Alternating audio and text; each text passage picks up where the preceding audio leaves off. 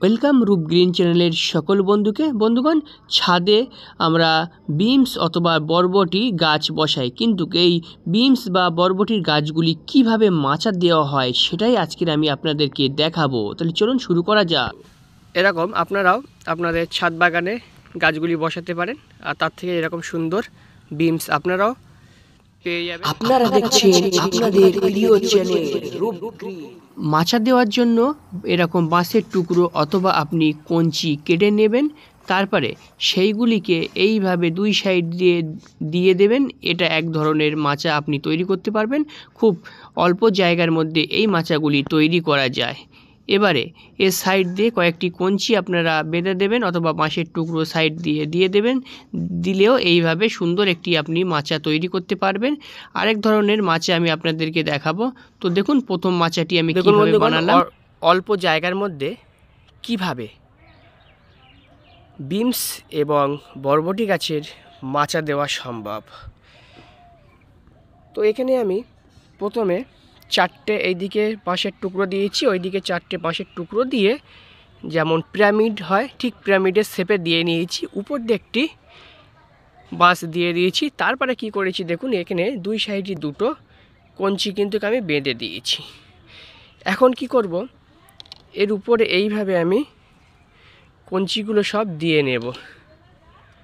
দেখুন এইভাবে সব কঞ্চিগুলো কিন্তু আমি দিয়ে নেব।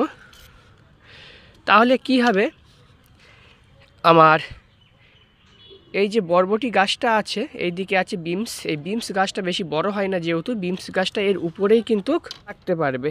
দেখুন, তো আর এই সাইড দিয়ে মাচা বেয়ে উঠে এইখানেই থাকবে।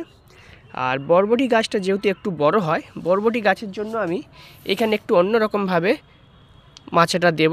চলুন দেখাই কিভাবে এই মাচাটা আমি দেব এখন। এবার আমি আপনাদেরকে দেখাবো 2 নম্বর সিস্টেমের মাচাটি। তো এরকম কাঁচা কঞ্চি নেবেন আপনারা 3 পিস, তবে কঞ্চিটা অবশ্যই কাঁচা হওয়া চাই। কাঁচা কঞ্চিটাকে এইভাবে রাউন্ড করে বেঁকিয়ে দুই সাইডে ভালো করে দুটি ক্যারেটে আপনি পুঁতে দেবেন। পুরো সাইজ করে আমরা কেটে নিয়েছি। এখন এই কঞ্চিগুলোকে সব আমরা বাঁধবো, বেঁধে দেবো।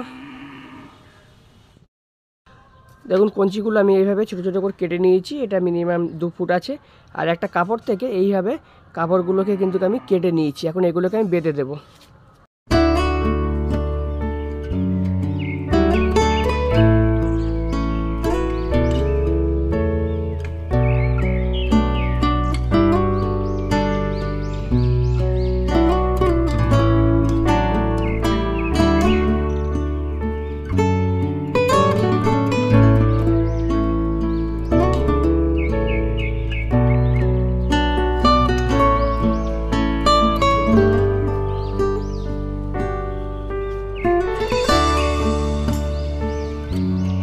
দেখুন বন্ধুগণ, আমাদের ফাইনালি বরবটি এবং বিমসের মাচাটা তৈরি করা হয়ে গেছে। তো আপনাদেরকে দেখাই অল্প জায়গায় কিভাবে আপনারা অনেকগুলি গাছ বসাতে পারবেন এবং তার মাচাটা তৈরি করতে পারবেন।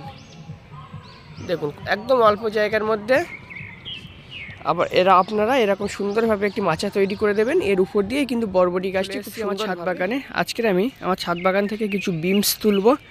বিমসগুলো যথেষ্ট বড় হয়ে গেছে। তো আপনাদের দেখিয়েছিলাম যে কীভাবে আমি এটা মাচা দিয়েছিলাম। দেখুন, তো ওইখানে কিছু বিমস আমার আছে, সেই বিমসগুলো এখন আমি তুলব। তাহলে চলুন দেখে নেই। দেখুন কত সুন্দর বিমসগুলো হয়েছে। দেখুন, আপনারাও এরকম ছোট ছোট ক্যারেট বা টপের মধ্যে বিমস বরবটি এইভাবে গাছগুলো আপনারা বসাতে পারেন। দেখুন কত সুন্দর, একদম ফ্রেশ। আর এর মধ্যে সবই আমি জৈব সার কিন্তু ব্যবহার করি। এর মধ্যে কোনো রকম রাসায়নিক সার ব্যবহার করা হয় না, সব জৈব সার, সম্পূর্ণ জৈব উপায়ে আমি চাষ করি। দেখুন বন্ধুগণ, এইটুকু গাছে কতগুলো আমার বিমস হয়েছে। দেখুন, কয়েকটা গাছ আছে, এখানে বেশি গাছ নেই।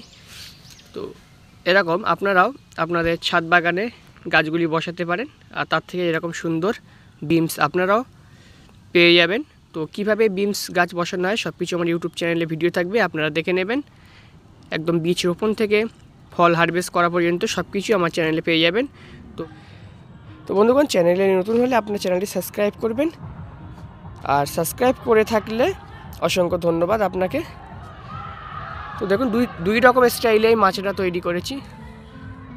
এই ধারে বিমস গাছ আছে, যেহেতু বিমস গাছগুলো আমার বেশি বড় হয় না, যার কারণে এই মাচাটা আমি ছোট দিয়েছি। আর ওইদিকে আছে আমার বরবটি দুটো ক্যারেটের মধ্যে। তো এখানে আমি মাচাটা এইভাবে রাউন্ড করে ঘুরিয়ে দিয়েছি।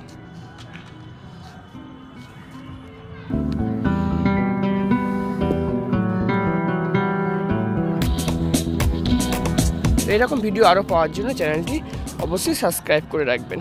ধন্যবাদ ভিডিওটি দেখার জন্য।